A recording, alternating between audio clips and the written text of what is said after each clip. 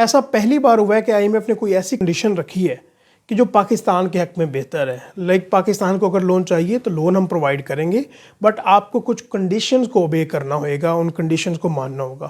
اور اس میں ایک کنڈیشن پولیٹیشینز کے لیے اور جو گورنمنٹ کے امپلائیز ہیں ان لوگوں کے لیے بڑی خطرناک ہیں.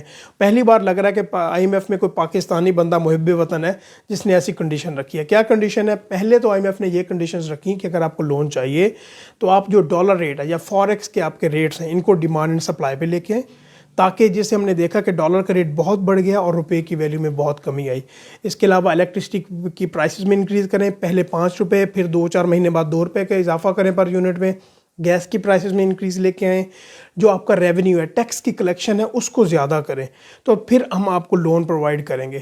تو اس کے علاوہ ایک اور کنڈیشن ہے جو کہ آئی ایم ایف نے رکھی کہ اگر آپ کو لون چاہیے تو جتنے گورنمنٹ کے امپلائیز 17 گریڈ یا اس سے اوپر کے ہیں اور جو ایسے منسٹر جو کہ سیاستدان ہیں منسٹر لیول پہ اپنی سروسز پرووائڈ کر رہے ہیں، وہ اپنے ایسٹس کو، اپنے اثاثوں کو پبلک کریں، چاہے وہ کنٹری میں ہیں، کنٹری کے باہر ہیں، ان کے نام پہ ہیں یا ان کے نام پہ نہیں ہیں تو ان کو پبلک کیا جائے. ابھی یہ پاکستان کے لیے پرابلمٹک ہے کہ جو گورنمنٹ کے امپلائیز ہیں یا منسٹر لیول ہیں وہ اپنے اثاثوں کو، اپنی ریٹرنز کو کہہ رہے ہیں کہ ایف بی آر میں جو بھی وہ ڈیٹا پرووائڈ کرتے ہیں کہ اس کو پبلک نہیں کیا جا سکتا. تو اس کے لیے کوئی قانون سازی کرنا پڑے گی یا کچھ اس طرح کا رول بنانا پڑے گا کہ وہ ان کو پبلک کر سکیں. ہو سکتا ہے کہ آئی ایم ایف کے ساتھ ان کی کوئی ڈیل ہو جائے اور وہ ان کو ایگری کر لیں کہ بھئی ہم ایسا نہیں کر سکتے، بٹ یہ پاکستان کے حق میں بہتر ہے.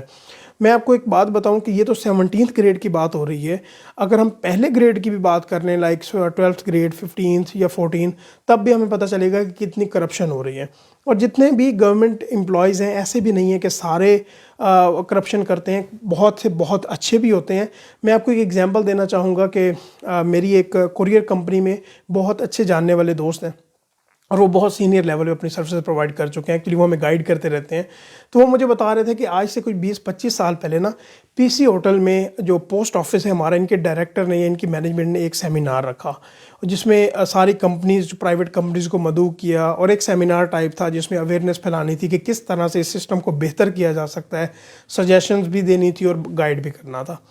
تو اس میں جو میرے جاننے والے تھے، ایکچولی میں کوریئر کمپنی کا نام نہیں یہاں پہ لینا چاہتا، تو انہوں نے اس ٹائم کھڑے ہو کے یہ کہا جب ان کی باری آئی، تو انہوں نے کہا کہ آج سے 10-15 سال بعد آپ دیکھیں گے کہ جو میری کمپنی ہے یا پرائیویٹ کمپنیز جو ہیں وہ بہت بہتر پرفارم کر رہی ہوں گی، حالانکہ ہمارے ریٹس بھی زیادہ ہوں گے، ہماری سروسز بہت زیادہ اچھی ہوں گی.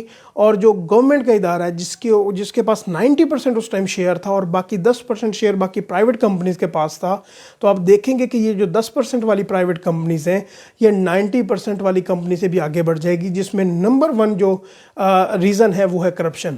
کیونکہ ہمارے جو گورنمنٹ کے ادارے ہیں ان میں کرپشن اتنی زیادہ پریویل کر گئی ہے کہ وہ اس کو ختم نہیں کیا جا سکتا. اور بالکل کرپشن کو ختم نہیں کیا جا سکتا، اس کو لمٹ کیا جا سکتا ہے. بلیو جانیے کہ جب بھی آئی ایم ایف کنڈیشنز لگاتا ہے تو اس میں پولیٹیشنز کو یا گورنمنٹ کے امپلائیز کو یا بہت بڑے جو وڈیرے ان کے انٹرسٹ کو سیو کیا جاتا ہے. ہمیشہ یہی کہا جاتا ہے کہ آپ پیٹرول پرائس بڑھا دیں، الیکٹرسٹی پرائسز بڑھا دیں، گیس کی پرائسز بڑھا دیں.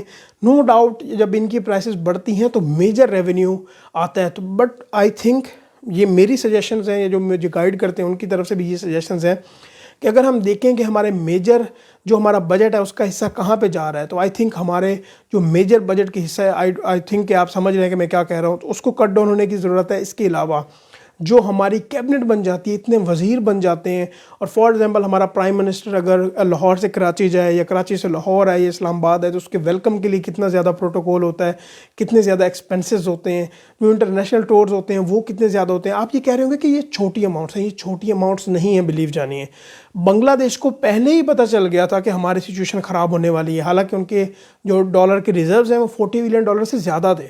تو وہ اسی time I M F programme میں چلے گئے، انہوں نے 3 بلین ڈالر کے آئی ایم ایف پروگرام میں گئے.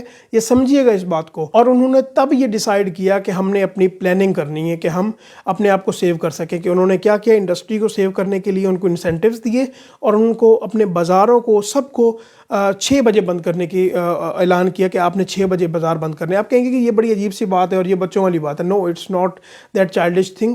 ایکچولی اگر بازار 6 بجے یا 7 بجے بند ہو جائیں تو وہ تقریباً $500 billion اور $1 billion کے قریب ہم اینولی سیو کر سکتے ہیں الیکٹرسٹی سے اور کنزپشن سے. اس میں نو ڈاؤٹ کچھ جو لوگ ہیں لائک کچھ ریسٹورنٹس پہ کام کرتے ہیں اور باقی ادارے ہیں یا اس طرح کے جو انسٹیٹیوٹس ہیں یا کمپنیز ہیں ان کو نقصان ہوگا, بٹ اوور آل جو ہے وہ پاکستان کو بینیفٹ ہو سکتا ہے. تو ہمیں کچھ ایسے سٹیپس کی ضرورت ہے, رائٹ. یا تو ہم اپنے ایکسپینسز کو کم کر لیں یا ہم جو ہے اپنی ایکسپورٹس کو بڑھا دیں. تو ہمیں ان چیزوں کو دیکھنے کی ضرورت ہے. تو آئی ہوپ کہ آپ کو یہ کنٹینٹ بہتر لگا ہو. تو چینل کو آپ نے ضرور سبسکرائب کرنا ہے. انشاءاللہ ہم نیکسٹ ویڈیوز میں ضرور بات کرتے رہیں گے. اللہ حافظ.